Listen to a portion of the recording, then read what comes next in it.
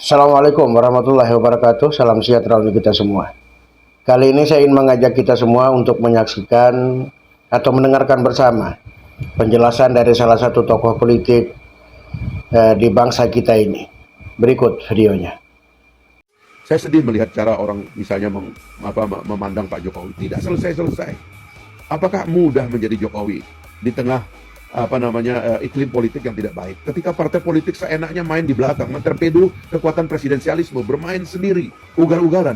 Sekarang tiba-tiba kita mengikuti partai yang merusak sistem presidensialisme itu untuk menyerang Pak Jokowi, dan kemudian seolah-olah dia nggak ada jasanya. Pak Jokowi menatanya dengan baik, membangun rekonsiliasi dan mengajak Pak Prabowo dalam satu rekonsiliasi untuk membangun kekuatan masa depan, serta meninggalkan partai-partai yang ekstremis karena kemudian menganggap partainya adalah segala-galanya.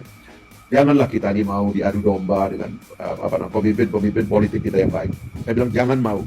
Ini oposisi ngawur yang tidak mau ya umat itu menjadi pendukung negara. Mereka mau umat ini berantem dengan negara yang pesta pora mereka. Buat apa kemudian mau disetting oleh orang untuk berkelahi dengan negara, menghantam pemimpin sehingga keharmonisan kita dalam membina umat kita ini menjadi diganggu oleh mereka. Saya mengkritis itu institusi yang didanai oleh beberapa filantropis global yang punya motif jelek, ya. Yang misalnya menyebut Pak Jokowi itu adalah raja koruptor. Bagaimana orang bisa korup, ya? Tiba-tiba seolah-olah partainya jadi suci gitu dan semua cuci tangan. Kan nggak boleh begitu dong. Tapi motifnya sederhana, kita mau diadu, dipeliharalah elemen-elemen yang bisa dipakai untuk mengadu domba. Kan begitu terus pola mainnya nanti. Dengan Pak Jokowi dibilang orang korup, bagaimana Anda bilang orang yang ada dalam negara demokrasi, yang penegak hukumnya independen, yang parlemennya galak, partai-partainya galak, rakyatnya galak, tukang demo setiap hari dibilang korup.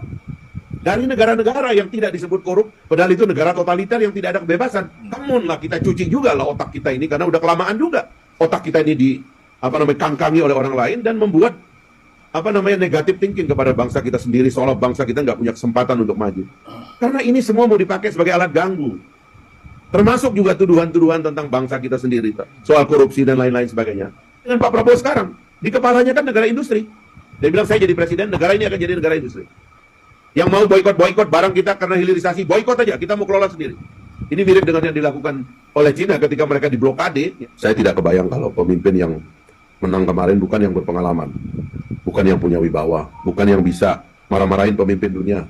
Dan alhamdulillah Pak Prabowo menang, dan inilah orang yang kalau kita periksa hatinya tidak ada niat sedikit pun untuk mempersulit rakyat, membohongi rakyat, apalagi tunduk kepada elit yang korup. Itu mustahil pada Pak Prabowo. Memang tidak banyak media yang memfasilitasi percakapan tentang tata dunia dan tentang situasi dunia kita. Kebanyakan bicara tentang situasi lokal, sementara kalau Indonesia ingin eksposurnya menjadi negara besar, maka literasi para pemimpinnya tentang situasi dunia itu harus kuat.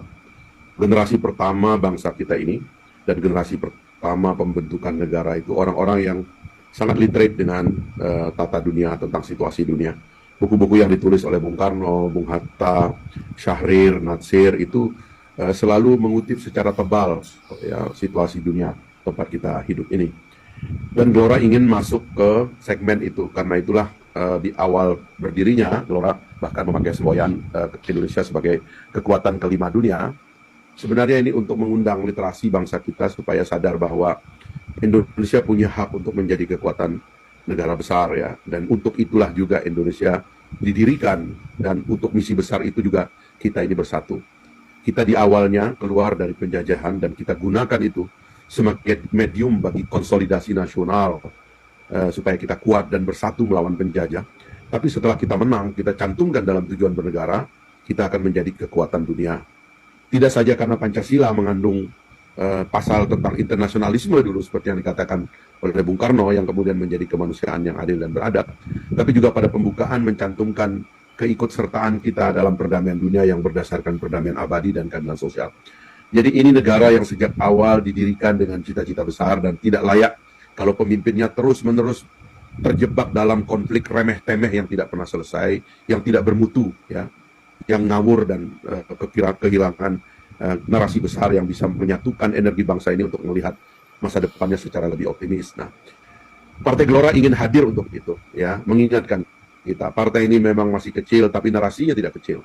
Kita mau menjadi kekuatan yang menyuarakan di sebalik keinginan kita untuk berbeda dan bertengkar ada cita-cita besar yang kita sandingkan di depan pikiran semua pemimpin nasional, yaitu keinginan agar Indonesia menjadi kekuatan kelima dunia.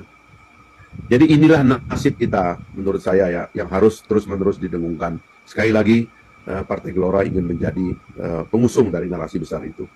Nah, yang kedua yang saya ingin katakan adalah, dan kita berada di ceruk sejarah yang menentukan. Ya, Pak Anies Mata berkali-kali mengatakan ini adalah kesempatan kita. Pada saat dunia ini tidak terlalu terkonsolidasi, kekuatan lama sepertinya centang perenang dan mengalami kegagalan struktural yang akut, maka Indonesia sebagai pengusung dari peradaban mulia, peradaban yang baik, harus tampil ke depan. Dan dalam dunia seperti inilah kita harus semakin tampil, semakin berani dan semakin percaya diri. Nah, alhamdulillah para pendiri bangsa kita juga dari awal melihat celah itu. Demikianlah sebagaimana yang kita saksikan bersama penjelasan dari Pak Fahri Hamzah.